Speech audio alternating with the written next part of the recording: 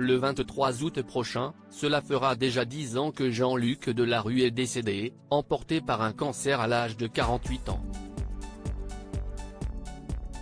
À l'approche de cette date anniversaire, TF1 a annoncé la diffusion d'un documentaire baptisé Jean-Luc Delarue, 10 ans déjà, de succès en excès, imaginé par Réservoir Prod, la maison de production que le défunt animateur avait lui-même fondée en juin 1994. Eve Ewing, actuelle directrice générale de Réservoir Prod, s'est confiée à Téléstar à un peu moins de 10 jours de la diffusion du documentaire, le 24 août, dévoilant les premiers détails sur ce grand projet déjà très attendu par les téléspectateurs. Que peut-on espérer ?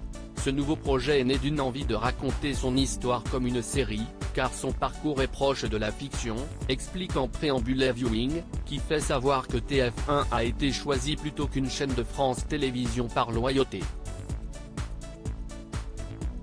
Il nous avait déjà commandé un documentaire diffusé sur D8 en 2015, précise-t-elle.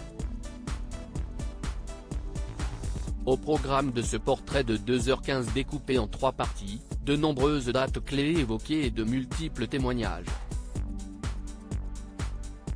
Mais si les téléspectateurs espéraient pouvoir entendre ceux d'Elisabeth Bost, journaliste et ex-compagne de Jean-Luc Delarue, et de leur très discret fils Jean, il n'en sera rien. Elisabeth Bost, la mère de son fils, ne souhaitait pas s'exprimer sur le sujet, fait savoir Eve Ewing auprès de nos confrères de Téléstar. Et puis il y a Jean, qui a 15 ans aujourd'hui. On voulait respecter ça. Si est-il la saga de l'homme de télé que l'on souhaitait mettre en avant.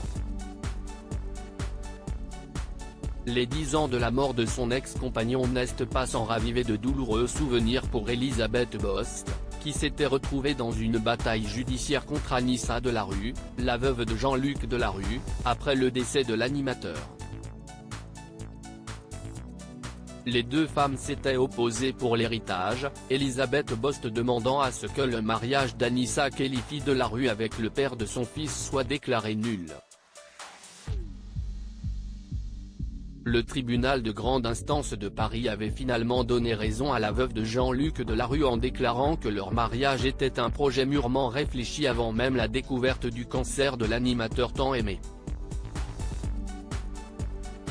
Elisabeth Bost avait donc perdu le procès.